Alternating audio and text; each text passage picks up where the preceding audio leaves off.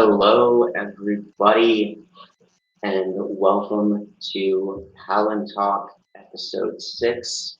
You may notice that Nick's beautiful beard is not with me today, and so I will do my best to, fill the void. Obviously, I don't have a beard, so I have my hair down today.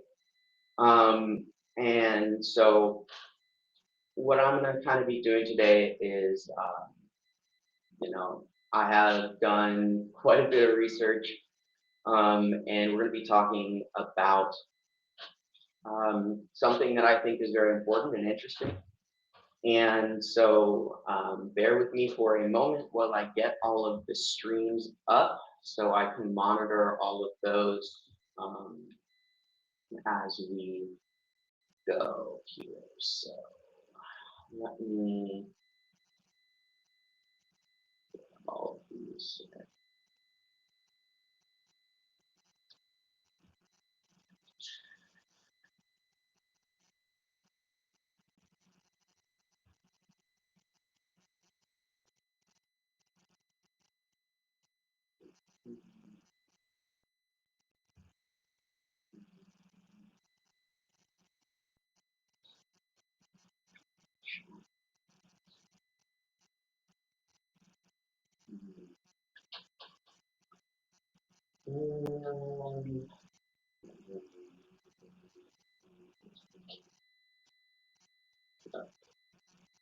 Let's see. Yeah, so just bear with me, guys. I gotta figure out how to set up, get all of these chats here.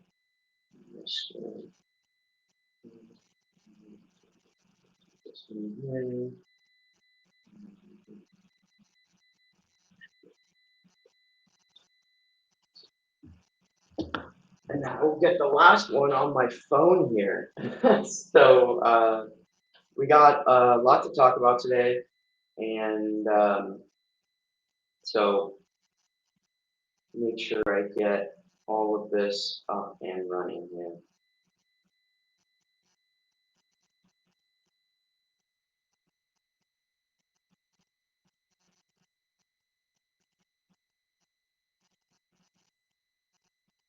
It's not even as usual. It's just like I have so many live streams going right now because I'm streaming on Banner and Backbone. I'm streaming on Nick's, and I'm streaming on this guy as well here. So and so I've got one more here to pull up. I got the thing there. So,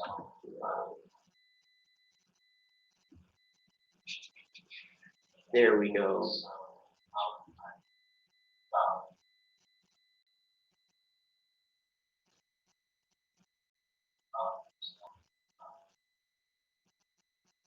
All right.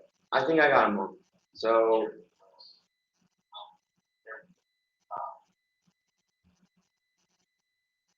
okay.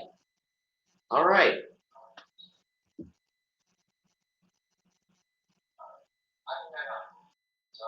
Oh my God. I know there's an echo. One of them is on.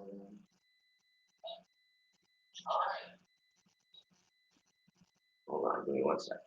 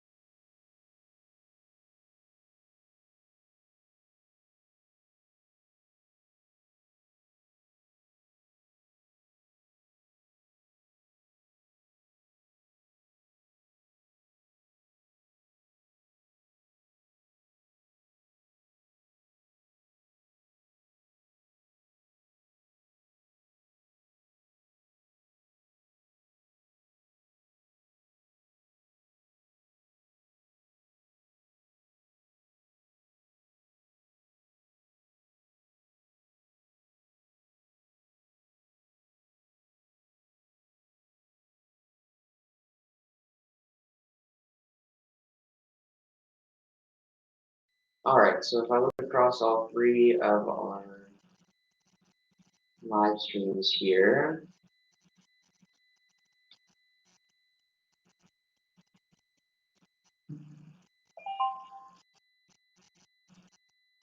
got 38.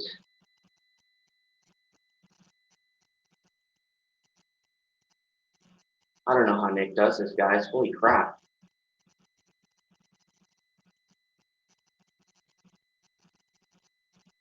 All right.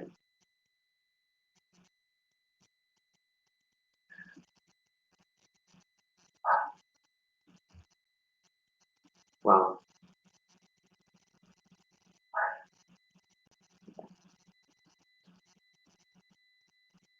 all right. I got them. I got them all, guys. I did it. I did it. Yeah. So I got 25 here with Nick. I've got 13 here with me and 11 on banner and backbone. So quick math's not my strong suit. 39, 50. 50 of us today.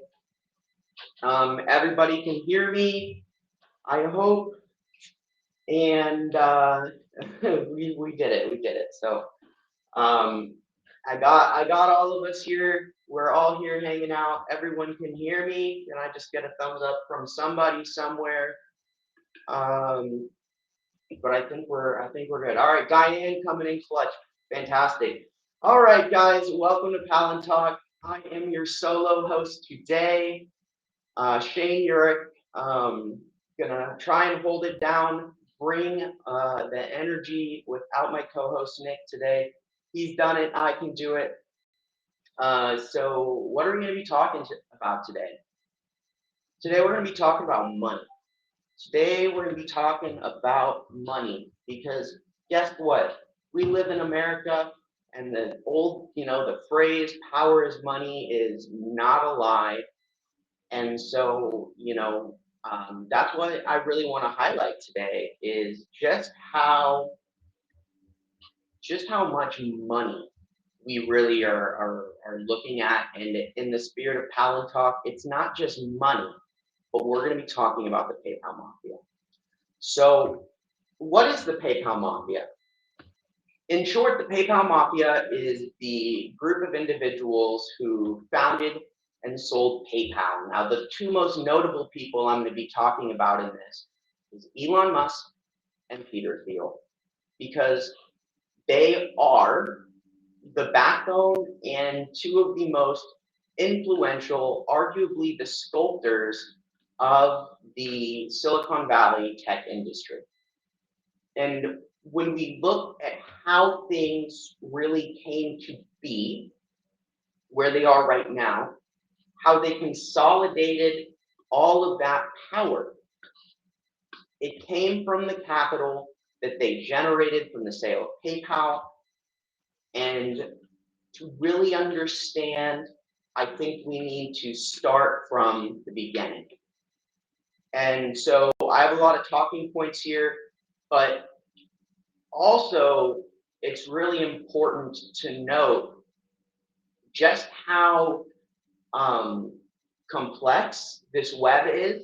And I'm not going to be able to touch on every single aspect of this. It's going to be very hard to do this. So my goal here is to give you guys a fundamental understanding of how they got the power and also the level of influence that they were able to achieve. So as we get into this, if you're sitting here, tap that little heart button, tap the crap out of it, because if you do that, it'll go ahead and push the live stream. So I see all three chats here. I want to see hearts going like crazy right next to the chat button. Hi, Kimmy. Love you too.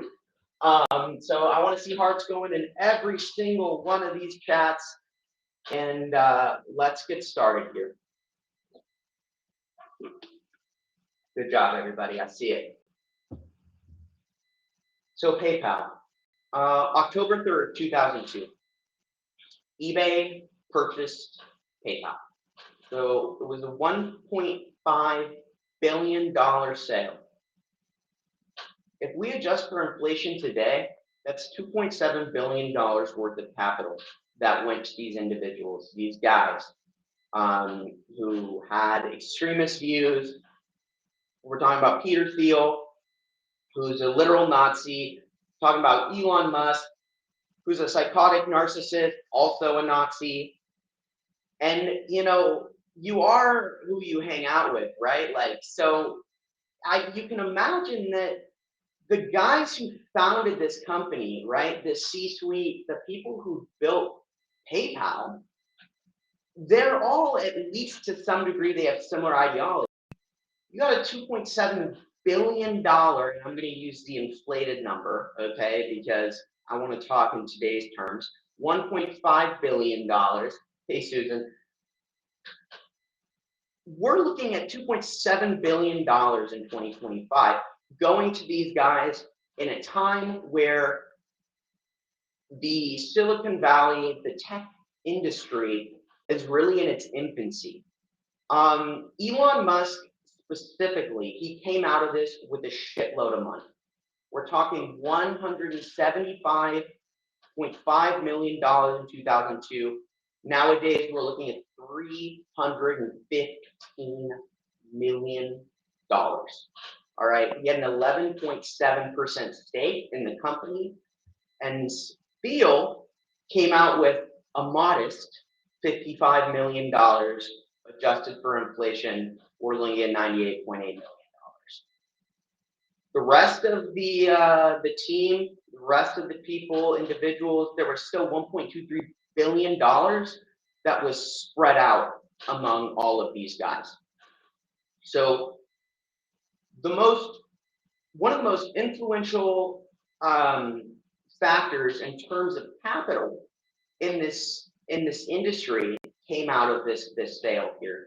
And so it's a matter of looking at, we're talking about investment and we're talking about Silicon Valley, right? We're talking about startup galore.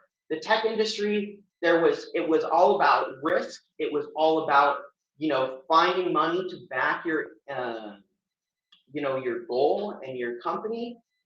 The hearts help by pushing up the frequency in the algorithm. So by tapping the hearts, more people are going to be see the Palantalk video in their screen when they log into Substack, or if they're scrolling, they'll see Palantalk. So that's one of the ways you guys can help get more folks in here to Palantalk. It looks like we're already almost up to 100 people across all 3 live streams. So you guys keep it up. It's going to be great. The more people that can get access to this information, the more we're going to be able to kind of spread the knowledge here. So what's interesting to me when you look at all this money specifically is how it was used.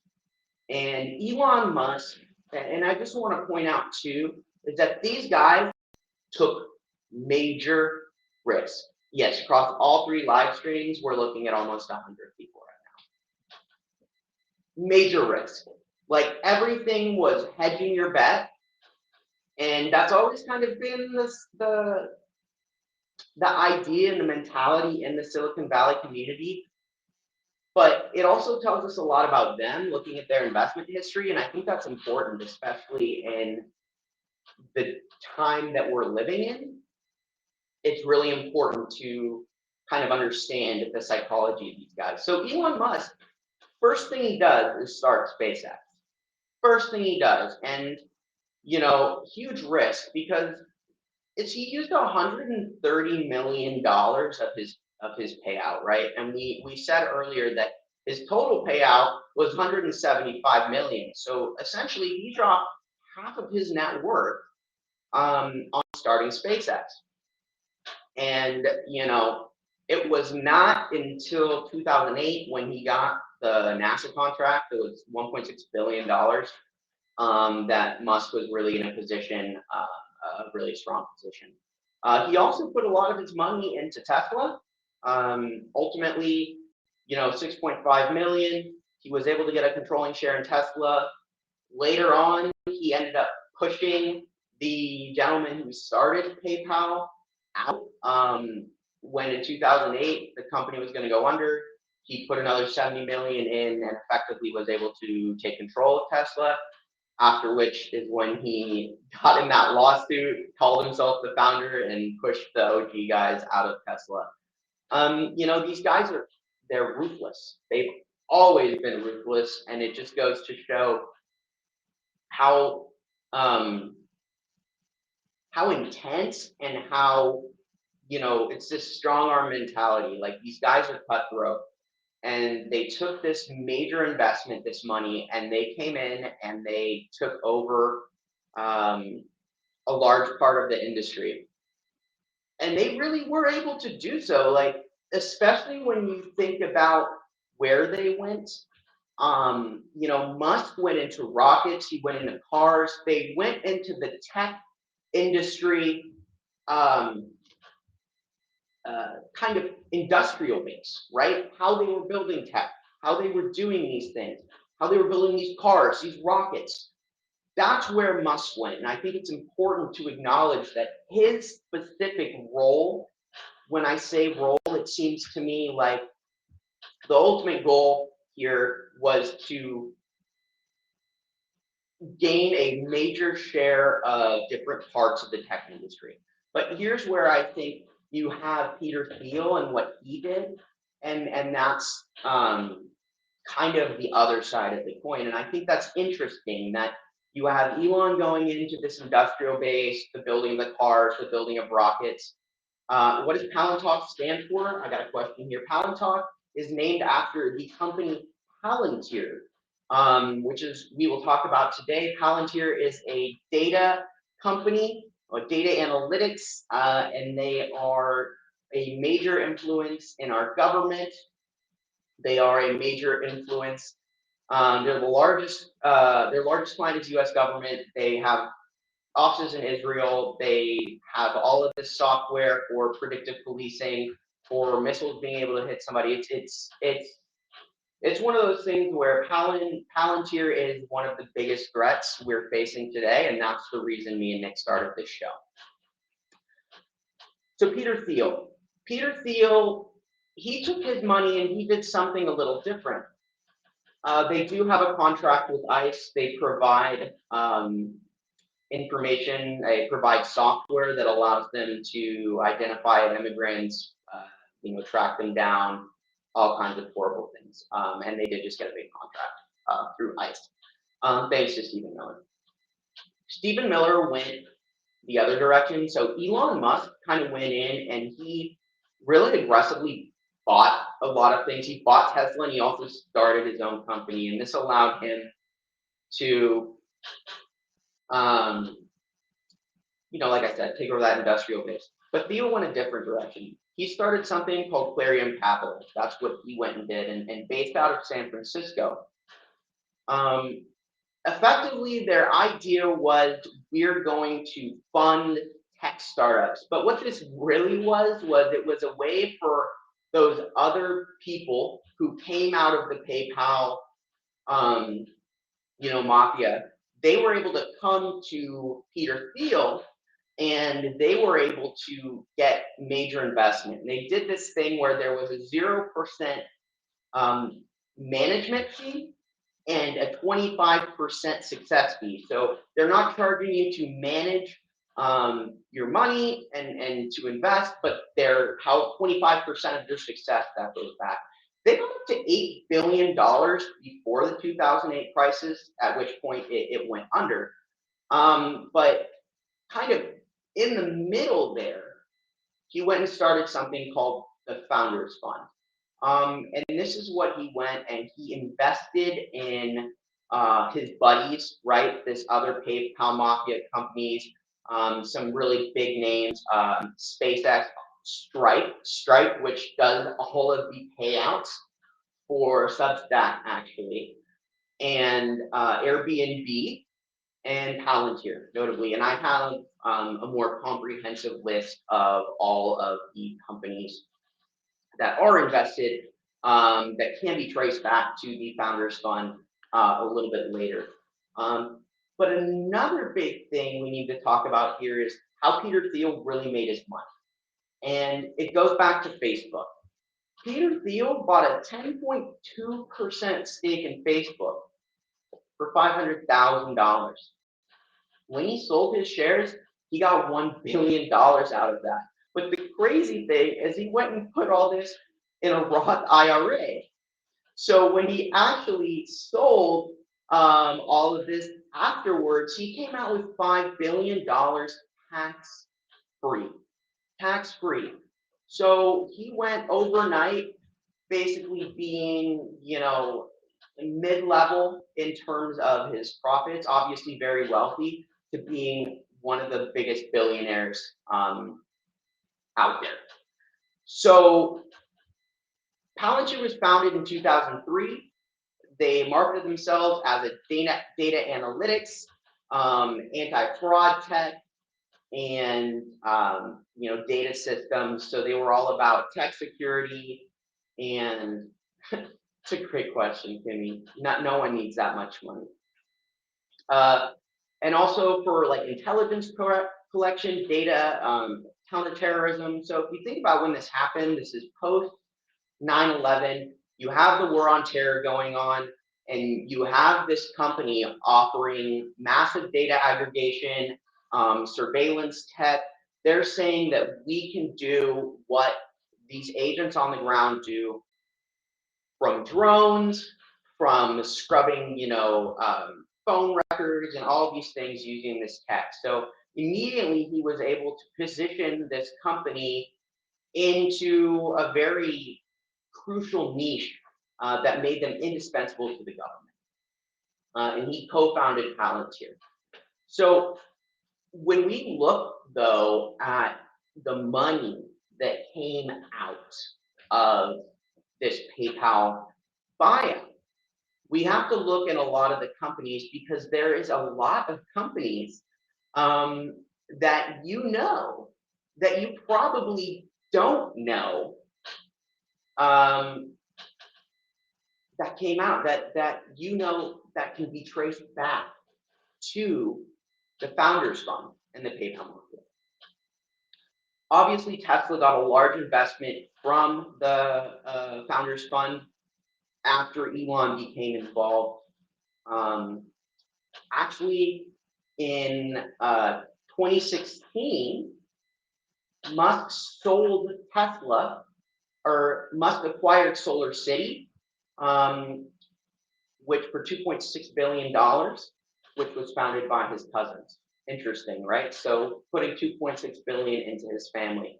SpaceX obviously can be traced back to the Founders Fund as well. So you see this kind of quid pro quo thing where everyone who was in the PayPal mafia can come to the Founders Fund and they can get money, and they'll help each other, right? You scratch my back, I'll scratch yours. And this has created this nexus of investment power that is absolutely visible once you start to look at the actual environment itself. Furthermore, these are companies that can also be traced back that might surprise you. LinkedIn. That's right, LinkedIn. That's where everyone puts their resume, where everyone puts their work history, where everybody is going back and forth. The platform for professional dialogue can trace its money back and founding to the Founders Fund, back to Peter Thiel. YouTube, back to the Founders Fund. Yammer. So again, this was more of a corporate communications company that was also traced back to the Founders Fund. Yelp. So Yelp, where you put all your reviews, where you have all of these people. And then you also have Affirm, which was a kind of buy now, pay later kind of situation. Basically, it allowed people to buy things with money they didn't have and pay in monthly amounts here. But what I think is important about this list, and it's not even all of them, but I think the names we're seeing here are important. I also think that one of the interesting things here is a lot of these are communications or consumer use, but all of these companies collect a shitload of consumer data, like a lot of consumer data. Notably, Airbnb is in here as well. But these are all a wealth of consumer data that can be acquired. And I'm not saying that all of them are feeding data into Palantir and the PayPal Mafia's network of data analytics, but I do think that that relationship is significant and warrants attention. So, we're talking about an influence here that anything that .com era, we're talking about that 2.0 era, can pretty much almost every company to some degree can be traced back to the PayPal Mafia. Now, I think YouTube is significant. I think that Facebook was honestly very important, because if you look at how much of a role Facebook has played in shaping modern politics, and you look at the direct connection to Peter Thiel, it's really important to consider that Facebook in and of itself played such a role in the misinformation that allowed MAGA to create these echo chambers. These connections and how they chose to back certain things and curry favor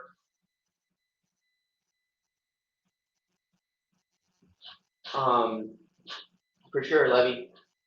Thank you. To curry favor and kind of have that relationship that ultimately is going to pull leverage for them in the future. So, you also have this idea that when we look at a lot of these companies and what they've achieved in the modern narrative, they're almost all indispensable, and they're almost all core in the average American consumer, like YouTube, Airbnb, all of these places, all of these companies where we can look and say without too much, I'm looking for a lot of words here, without too much doubt, that every person in America has at least used these companies at some point. And the ability of the PayPal Mafia to shape the digital space and to shape dialogue and to create change was essential in building MAGA is something that cannot be understated. They also positioned themselves to shape the the professional dialogue. Like, these guys, since their money really founded the backbone of this space, we also have to consider how important their role was in the founding culture of these companies, and what that really meant for how people in the tech industry were treated, how they go about developing this tech, and the moral sculpture that is the backbone of how things are done. And if you talk to people in the tech industry, it's pretty common that people are going to tell you that it's cutthroat. They don't give a damn. You work your ass off every day till you drop dead, or you're not part of it. And it's about stealing ideas. It's about taking advantage of other people's work. It's about changing how business is done in this modern era.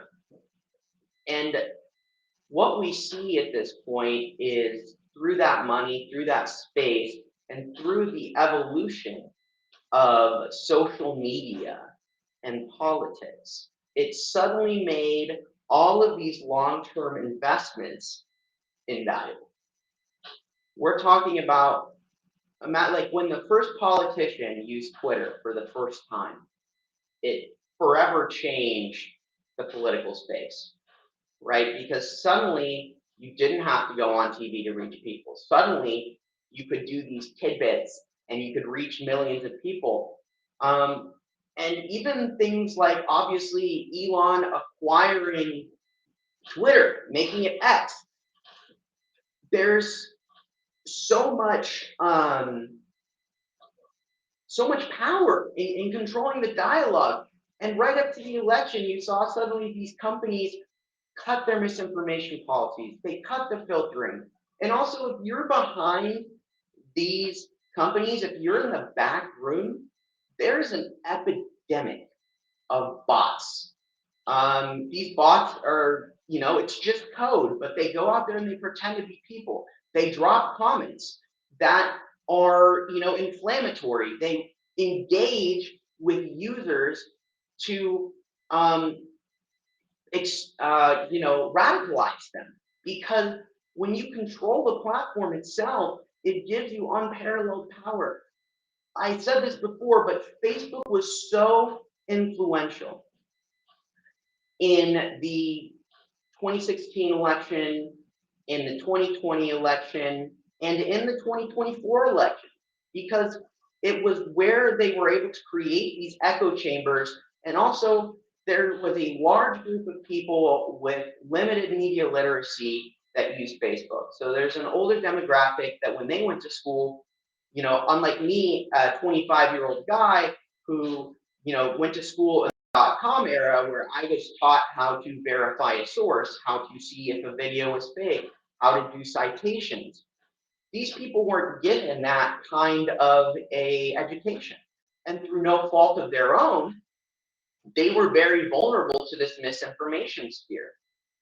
And them having control over this entire industry, because when you have control to such a point that the dynamic in and of itself is, if you want to play in an industry, you have to play by a certain set of rules or you lose, right? That's the capitalist mentality.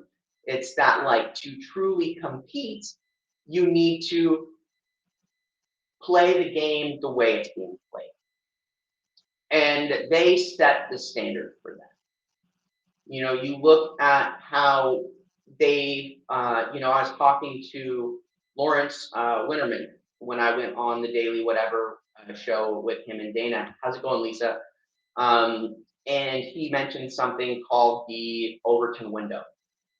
And in essence, it's the kind of acceptable dialogue that is allowed, right, in the public discourse, and how in the last decade or so it's been shifted so far to the right that effectively hate speech is acceptable in our modern discourse and it has been normalized. Well, if you think about how is that possible, and then you think about the people who are backing these major online entities for public discourse, it becomes very obvious that they have so much power in reshaping the public discourse and moving that window.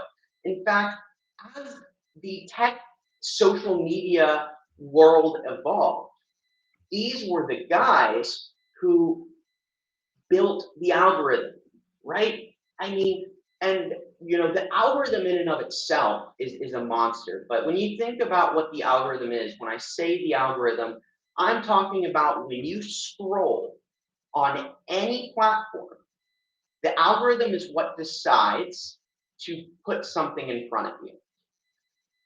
And beyond that, the algorithm takes in a lot of things. And these companies collect data. They collect a lot of data and they sell your data, your metadata.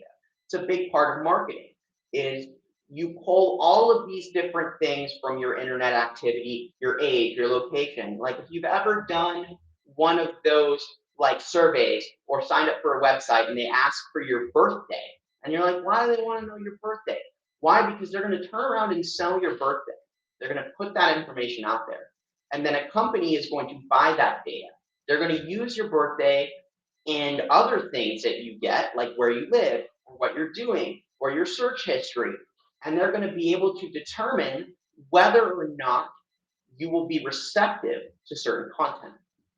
So when you're on Substack and you see Palantalk, there's a reason that Substack is putting Palantalk in front of you. Because based on your other articles that you read, based on other profiles that you like, you're going to want to hang out with me and Nick on Palantalk. You're going to be receptive to our content. And even people who don't know what Palantalk is, who it's their first time here, they're still going to be sent here because they've read things. They're subscribed to other Substacks. So these are the guys who shape the algorithm, and the algorithm doesn't necessarily have to bring you content that you think like that you'll like. It can also feed you content that they want you to see, like misinformation.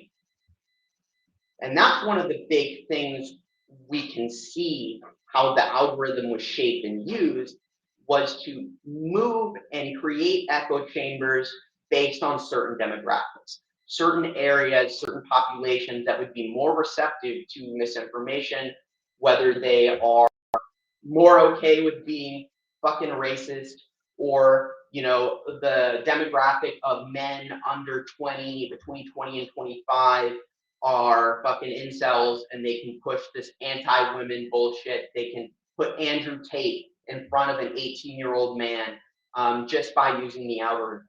They can put anti-Islamic misinformation in front of a 80-year-old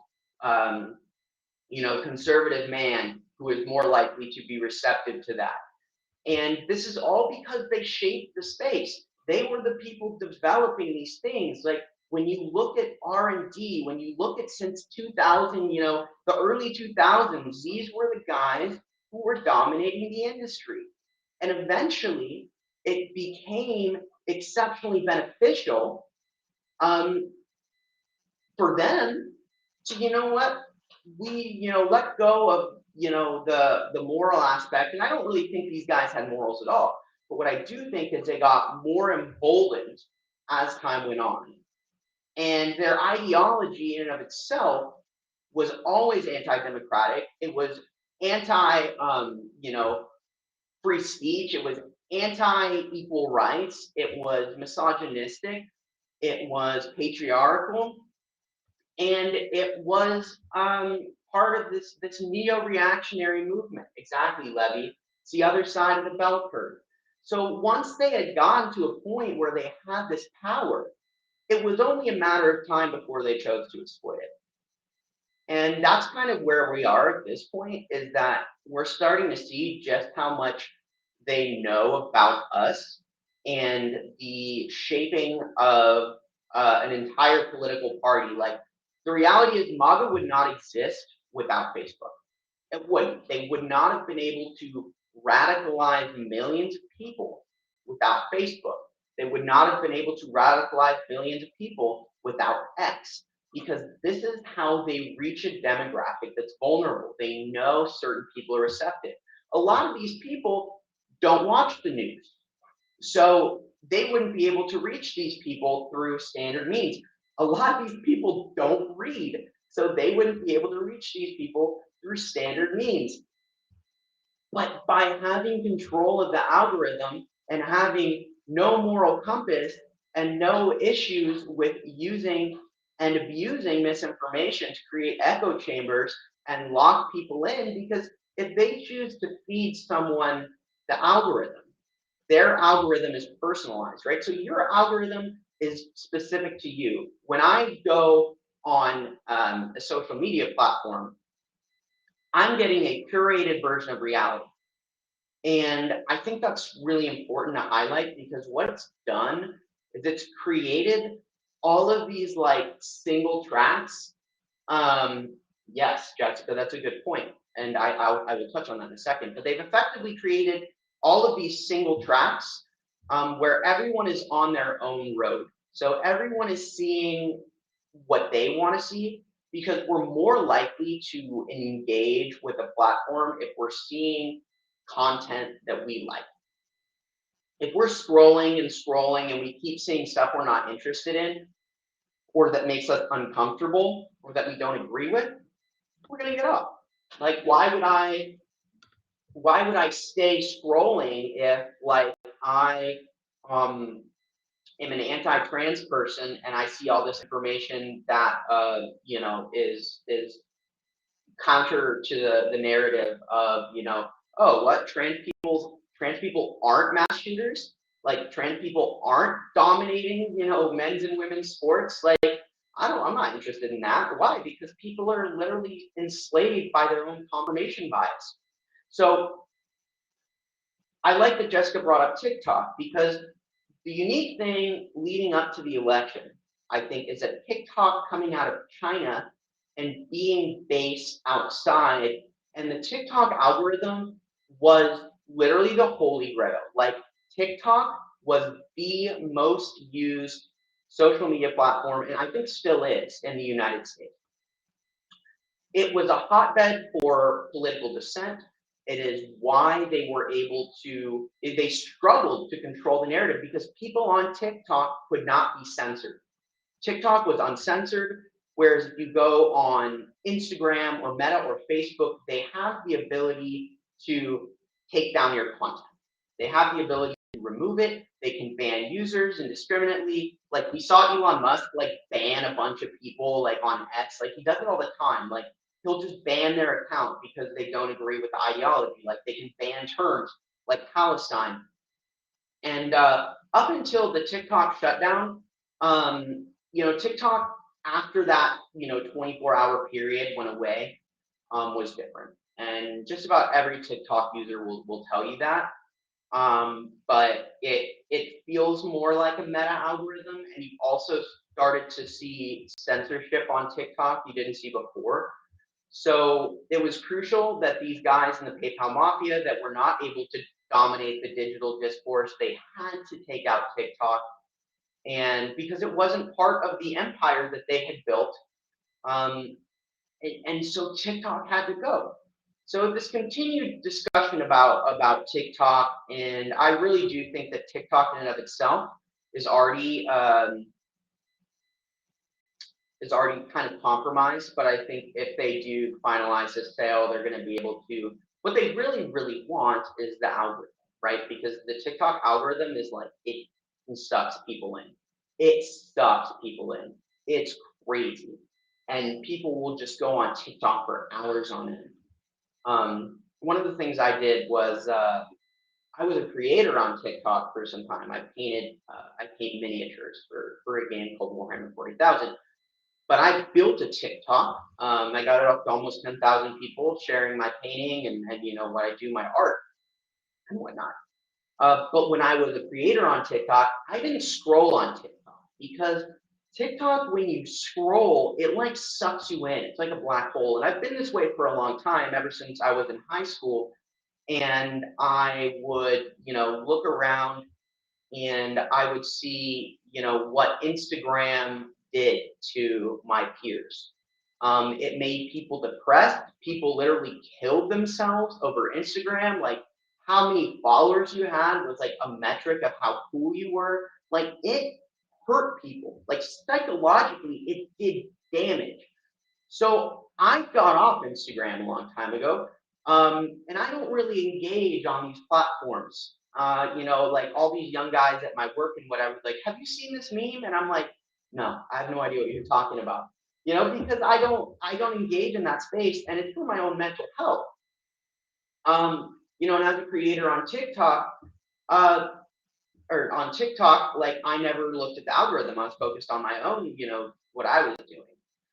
And on Substack, what I think is fantastic and what I like about Substack is that you are reading articles. I think the live aspect is really cool as well. Being able to do these podcast shows, I think, is really awesome. But I really like the reading aspect, that you post an article and you're sharing your writing. And I think that helps kind of counter the algorithm in the sense that you don't get sucked in the same way. So, to kind of balance off of the algorithm, we should really talk about as well just how influential the development of AI was as well. But I think more so than AI, how they were able to make their AI indispensable in regards to the military. And I want to talk a little bit about Palantir and thank you, Freedom Bird. I want to talk a little bit about Palantir and the military and just how much they are involved. And I also want to talk about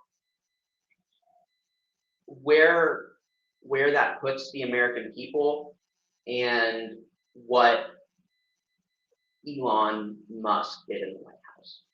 And I think that Palantir One has contracts with literally every single branch of the military, and they develop these AI systems that allow the military to be better, be faster, be more predictive, and make the United States military the most potent military in the world. Nick talks about this all the time.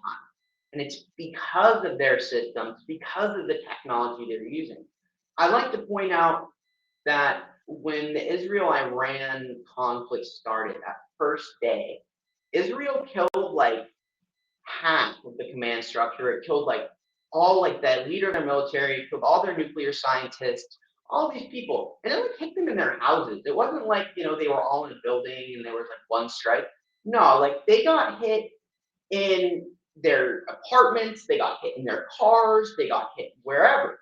And it's because Israel is incredibly deeply paired up with Palantir. Palantir opened up a headquarters in Jerusalem, okay, because Palantir uses Israel's constant aggression, their constant willingness to kill people, and effectively, they're constantly conducting military operations, and they're also going about using it to, in my opinion, develop their crowd detection tech, and their assassination tech, and all of these things that are absolutely critical if you are trying to enforce a form of martial law on a large population. These systems, which were formally built out in the war on terror, right, to find these terrorist leaders,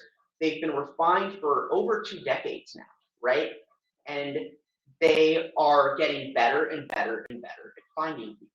And that's why me and Nick talk about minimizing your metadata, wearing face coverings in public, trying to avoid things like flock cameras, because all of these programs like Gotham, they use all of that data and they take it and they put it together and they can find you, they can predict things you're going to do in a way that is unparalleled and is absolutely super scary. Now, all of that said, I want to talk about Doge, because Doge was a lot of things. And not only does it entirely destabilize, our government, China. China's interesting. I did an episode with Nick that I recommend you go and check out if you in the recent Palantalk episodes. You can find them on the Banner and Backbone Substack. But the use of Doge was really to get private data.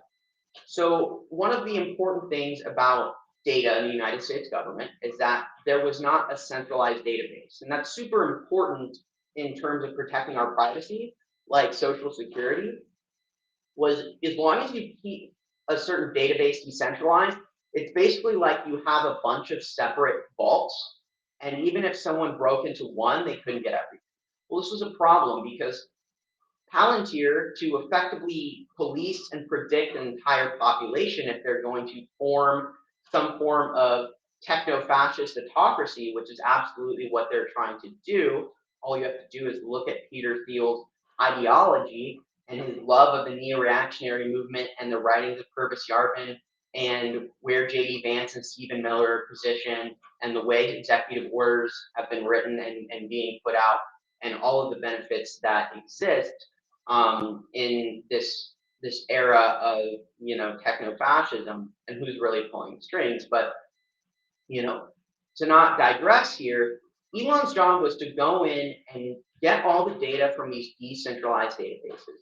And that's what he did, right? We saw him systematically go through all of these agencies, and his goons would literally go in there and they would take all of the data and they would leave. And they fire all these people too.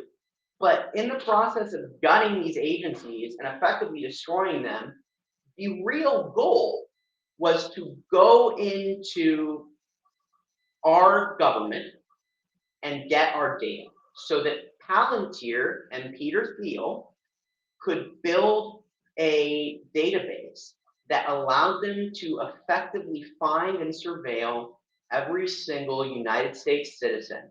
That means they have your tax records. That means they have your social security information. That means they have all of your medical records. That means they have, every single thing that the government has, they now have, they have aggregated it, and now they are able to collect that data and use that against every single one of us.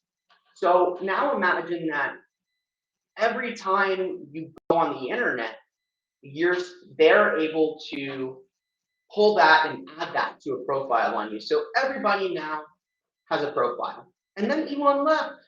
What's crazy is he just fucking left. He went in there and he left. And right after he left, he dropped the Epstein bomb, and Trump has been dealing with that ever since. Do I think that's a coincidence? Personally, I don't. Personally, I think that they want to put JD Vance in power because he's Peter Thiel's puppet, and he was funded by Peter Thiel, and you can trace back everything JD Vance was down to when he was at frickin' Yale.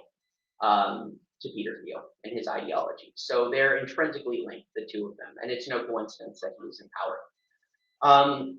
Lastly, I think what I want to talk about here is how we go about, looking at how the techno-fascist group has really been able to be triumvirate of evil, right? So I did a live stream on this as well, and I recommend you go over to the Firebrand Project and watch that because I talk in depth about Stephen Miller, JD Vance, and Peter Thiel. And effectively, around the President of the United States, the Chief Deputy of Policy, Stephen Miller, has unilateral power, like universal power over pretty much United States policy. He's a de facto president. So Donald Trump signs executive orders, but who's more powerful, the person who signs the executive order or the person who writes it, right? And that's the distinction is Trump is allowed to be in power, but at the end of the day, he's not the person calling the shots. JD Vance is there, and he's there to step in. And I, again, don't think it's a mistake that Elon Musk dropped the Epstein files. I think that Trump is becoming more and more unpredictable, and that is a massive problem for the technocracy in that without having the ability to kind of predict or influence him, there is it throws a wrench in their plans because it's hard to, at the end of the day, like when he's truthing at 4 a.m. and he says, I'm gonna bomb Iran, like that's like they're like, fuck, like, oh my God. I also will say though that Stephen Miller's position allows him to like plant these ideas in Trump's head. And he is definitely a major influence on Trump and Trump's ideology. And he says, "Hey, let's do this," and Trump says, "Cool, I like it. That's good. I like Mein Kampf too. It's a great read." So the last thing is Levy asked for solutions, and to be honest with you, Levy, the only solution is that we that I see that is feasible is we take back Congress. We need to vote all of these people out. We need to fill Congress with people who give a shit about democracy. And we need to impeach the Supreme Court. We need to impeach the president. We need to basically get everybody out. That is the means for a legal governmental solution that is still there for us. And we can vote for that.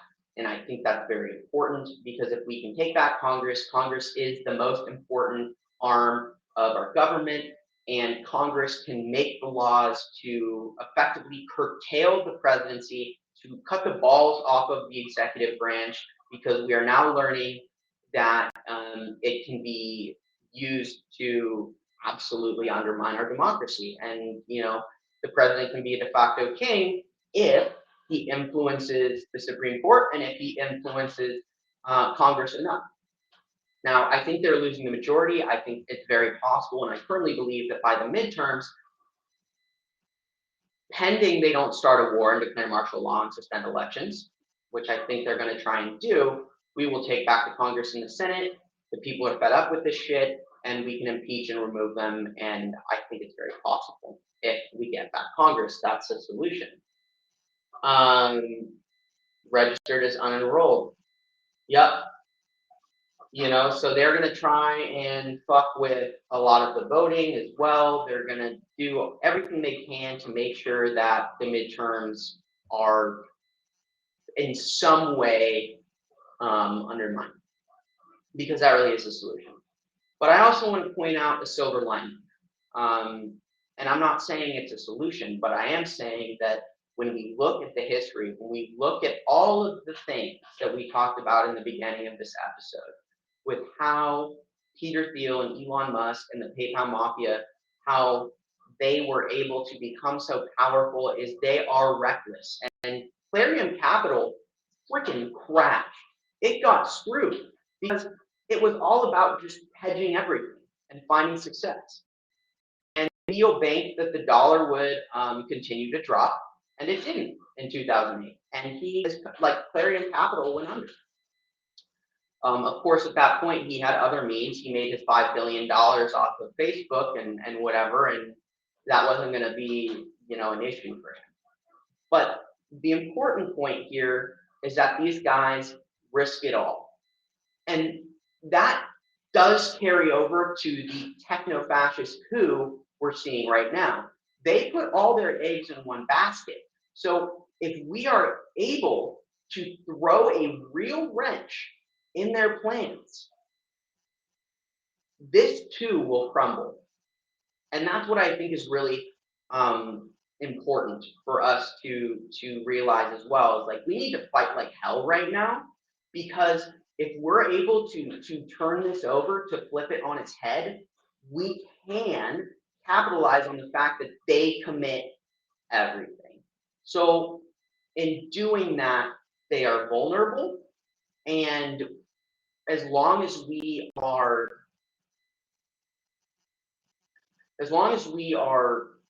ready and willing and on the money to take these guys out, when the mistake comes. But the other big thing is talking about them. You have to talk about them. Every single one of you guys here, we're at 100, so 96, 37, 44. We're well over 100 people in the realm of, my quick math is not going to be a thing, but close to 170 people right here, right now. What if you guys want a solution? If you guys want to work towards stopping this, you guys need to talk about it at your dinner table. You need to talk about it with your friends, because me and Nick talk about this a lot. And I say this all the time. The real war we're fighting is for hearts and minds. So we need to fight for the public discourse. And that is something they're losing right now. It is. I mean, it's undisputed. Look at their crackdown on free speech. Look at them panicking about the Epstein files. They are not currently in control as they would like to be. Like they're taking people off the air because they feel like they can't control the dialogue in another way.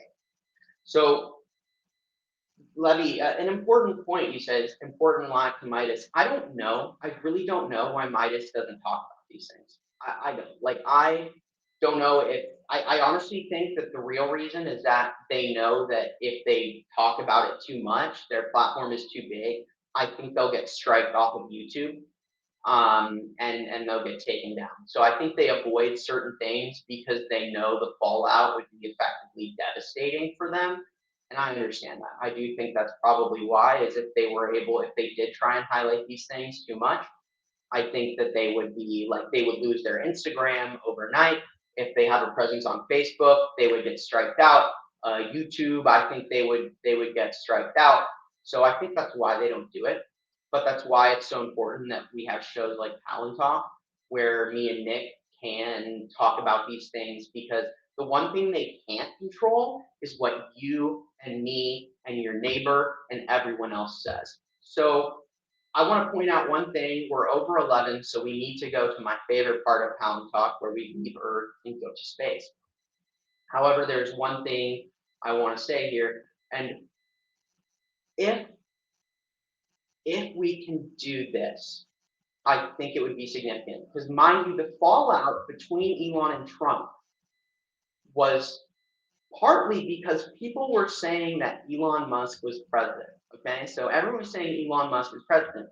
The one thing we know about Donald Trump is that he fucking is a massive, massive narcissist. And he wants to be king. He wants to be perceived as king. That was part of the deal. So he wanted to throw Elon out. He hated him. So what we can do is we can change, and we got to do it again. We do it again. Instead, this time it's Stephen Miller. Stephen Miller is the president. Donald Trump isn't the president. It's Elon 2.0. Stephen Miller is the president. If we push that, oh my God, if we push that narrative, if we drive that, and make memes about Stephen Miller being the president, tell everyone Stephen Miller is the president. We have to get the reporters in the press room telling Trump that people are saying that Stephen Miller is the president. That's how we get Stephen Miller thrown out of the White House. That is how we throw a wrench in their control over the president. We need to take their avenue for power, their means for power, their direct control over the president is Stephen Miller. He's dictating policy. That is the key. We need to destroy the relationship between Trump and Stephen Miller. So everybody here, your mission is to go on Substack. Okay, we're all on Substack after this live. Your mission, all 180 of you, is to go and make a note. Go and make a note saying and telling everyone that Stephen Miller is the president. I don't care if you have 0 subscribers. I don't care. Everybody go and make a note and say Stephen Miller is the president. He's really the one in charge. And Donald Trump, and say Stephen Miller is Elon Musk 2.0. Donald Trump's not the president. Okay? Every single one of you. Flood the algorithm and start it, because if we can push it, if we can get it to go viral, it will affect the relationship 100%. So, all of that said,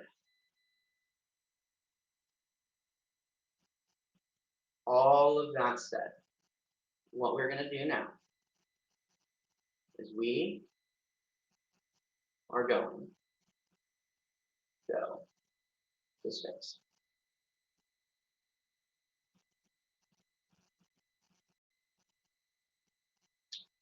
I just need to find.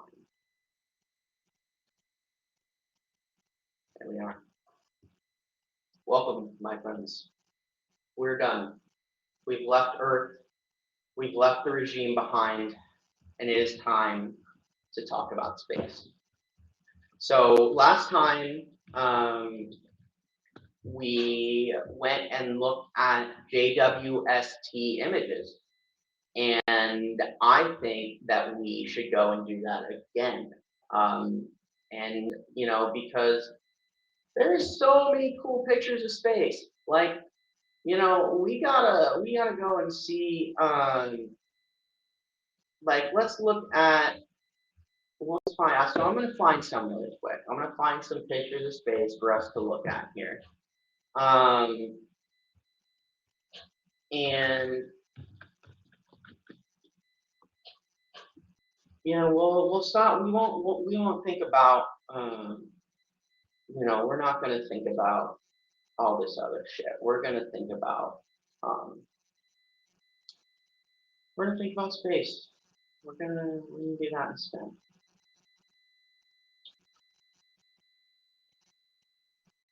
So here we are. Let's see if I can figure this out. Here we go. So here I am, and let's take a look here. If I can find it, I don't know where it is. All right. So look at this. We have Hubble here in 2016. And this is a supernova. Wow, check that out. That's awesome. So, I mean, it's just one of those things too, where if we look at the quality of this image, okay, what it was, and through Hubble, which was our best way to see, space. Look at how we're able to clarity here, and you can see, if you look here, look at how kind of fuzzy this is. You can see behind this all of these extra stars that weren't there, right? You see things like this, and this is what makes the James Webb Space Telescope incredible. Is that what you have here? These are all, I think these are supernovas. I think that's what they're saying here, is that um, each of these little dots are supernovas, which is pretty phenomenal. Pretty phenomenal. I mean, look at that, right? So all of these two, if you look at some of these things they're stretched out, these galaxies, look at all these galaxies. I mean, space it scares a lot of people, and I mean, I can understand that it really is something that um, it's big and overwhelming, but for me, it's just beautiful. It's just beautiful. All of the everything that's out there. I mean, every single one of these is a galaxy. It's not a solar system. It's not, it's or even a region. It's a galaxy. It's Our galaxy is so big. It's unfathomably big. Like we will never, unless we discover some form of travel, but the way space works, the way it's expanding, there's a literal limit to where we will be able to go because the way space is expanding. There's like a horizon where eventually it will be moving away from us faster than the speed of light. So there is an actual limit to where we will be able to go and what we will be able to see. Um, and that is so almost incredible to me that what we're able to see now, eventually, as the universe moves away from us faster than the speed of light, these will disappear. So we are so lucky in this moment in time to be able to see these galaxies, to see these stars, because if by some miracle we survive, um, you know, our species survives our turbulence here and we make it into the future, these things will disappear. So we are exceptionally lucky that we live in a time where we can see how beautiful this galaxy, this universe we live in actually is. And I think that's spectacular. Because eventually, and I'm talking billions and billions and billions of years, we will only see darkness because everything will have moved away from us so far that these things will just disappear. This is another fantastic picture of Uranus. I mean, like, how cool is that? Because if you look and see like the original pictures that we got from like Voyager and Hubble, you don't see these rings. Like, look how magnificent this is. It's just beautiful, just stunning. This is even better. Wow, this is, oh my God. I mean, look at that. I haven't seen this one before. That is stunning, stunning. And you can see in the background around it, you have these galaxies. Wow, it's beautiful, beautiful, beautiful, beautiful picture. And this is what you get from decades of smart people working together and mind you, this was not for profit. This was NASA doing basic research and taking their time to build something that freaking works. This is an example of what we are capable of if we don't operate solely for profit, if we actually take the time to do something that will matter and that will expand our capabilities and our knowledge. And that's the problem with this for-profit system and how they're trying to privatize space travel and all these things. Is if it's for profit, there's no incentive for them to put in extra time because time is money, right? So they're going to try and get a product as fast as possible. Wow, what is this? Free floating brown dwarf. Look at that. It's almost like you have this like nebula. It looks like gas or something as it does this like orbit. And sometimes that's true, right? So you'll have stars. And if you have like two stars or planets, right? There's rogue planets. If you have two stars orbiting each other, what'll happen is if they are orbiting and one is stronger, sometimes they will slingshot like a smaller star or a planet out into space. And you just have like planets and stars that are just hurtling through space all by themselves. They're not in a solar system or anything because for whatever reason they have been um, flung out of their home. And here, this is you can see the brown dwarf. Okay.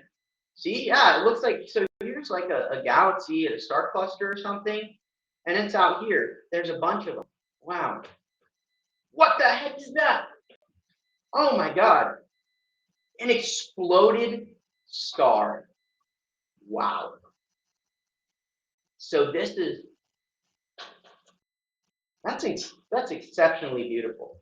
It's so beautiful, but like the level of destruction, like the sheer violence, and I use that in a sense of just explosive power. Like this must have been insane. I mean, truly insane. Like the plasma and everything as this thing implodes or explodes, but it's so beautiful. Like things that are so massive and truly destructive are also so beautiful, and it's something that we can see from millions, probably hundreds of thousands to millions of light years away. Um,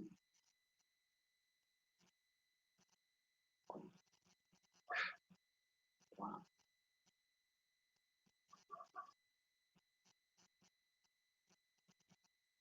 All right, friends.